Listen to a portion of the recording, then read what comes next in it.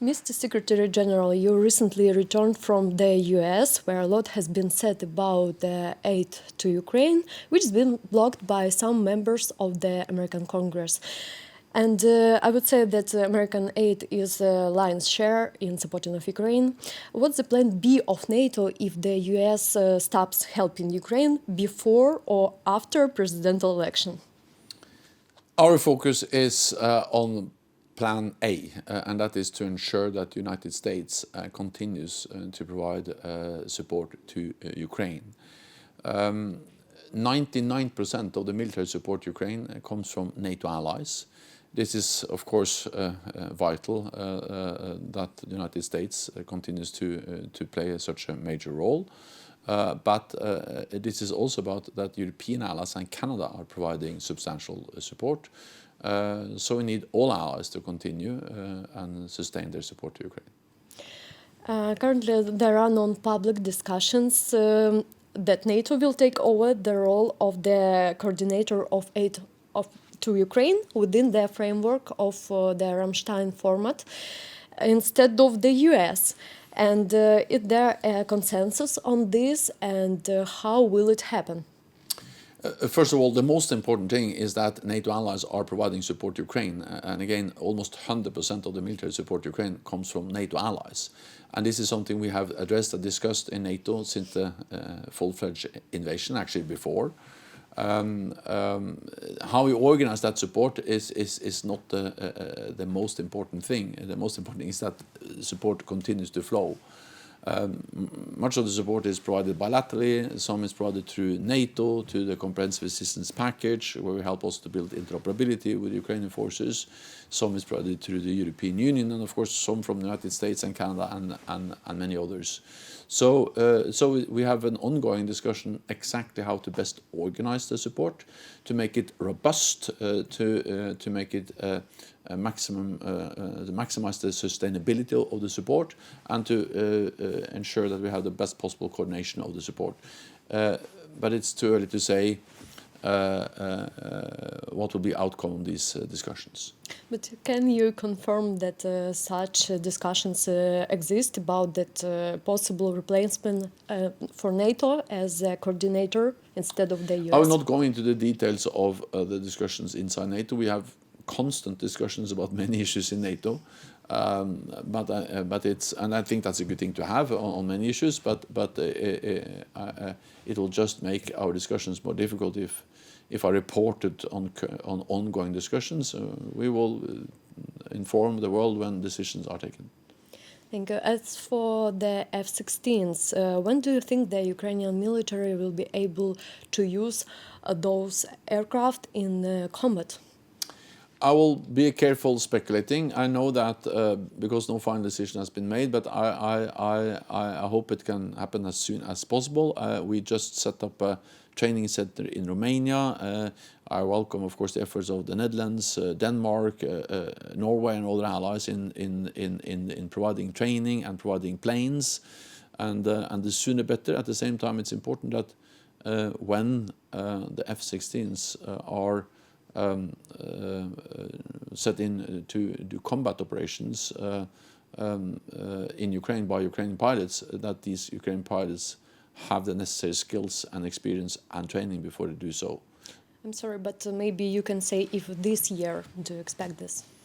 Again, I will be careful, but of course, by the end of this year, we have been able to provide significant training and also not only training for the pilots, but also for the maintenance, the technicians, and all the other infrastructure that needs to be in place to operate such an advanced system.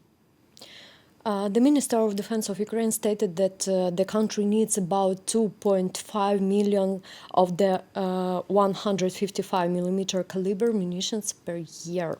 How can this need be satisfied? NATO allies need to provide a substantial amount of 155 rounds of ammunition to Ukraine. They have done so over 2 years already. We need then beginning, of course, what we did was to dig into our own stocks. In the long run, that's not sustainable because many of the NATO stocks are now running quite low.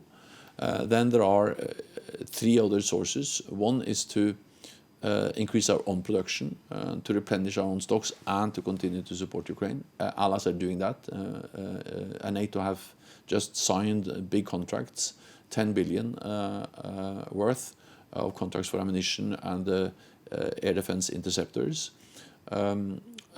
It's about also acquiring weapons from outside NATO, the NATO alliance, from countries in Asia or elsewhere. And then thirdly, and I think very importantly, is of course to help to increase the Ukrainian domestic production of ammunition.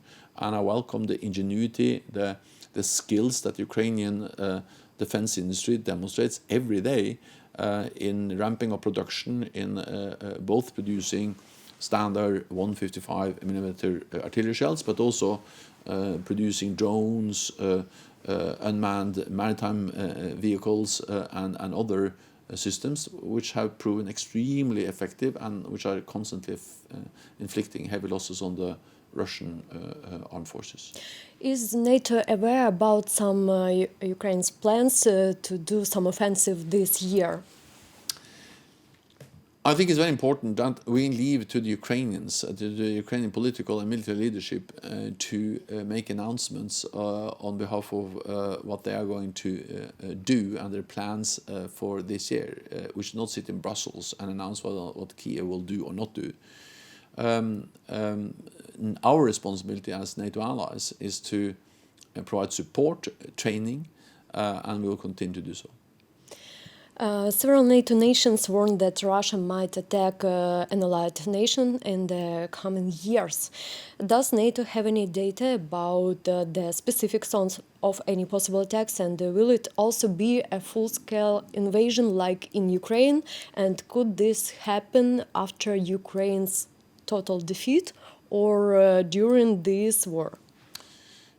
We live in a more dangerous world also for NATO allies, but NATO has become significantly stronger. We have seen a pattern of Russian behavior, especially since 2014 with the illegal annexation of Crimea.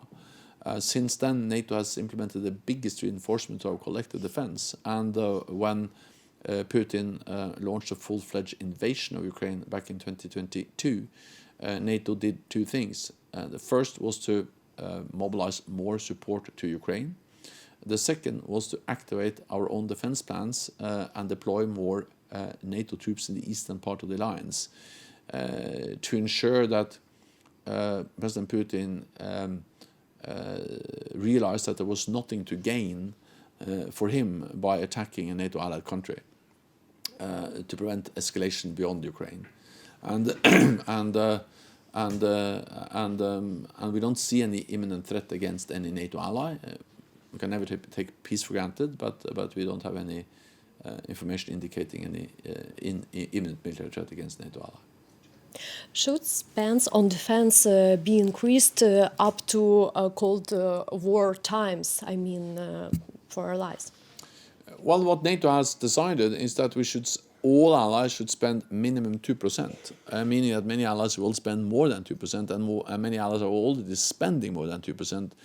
United States are big allies. They spend significantly more than 2%, but also Poland, the ally which is now spending the most, it spends almost 4%. The Baltic countries and others are spending significantly more. So we agreed at the NATO summit in Vilnius that 2% is a minimum, not the ceiling, but the floor for what we are going to spend.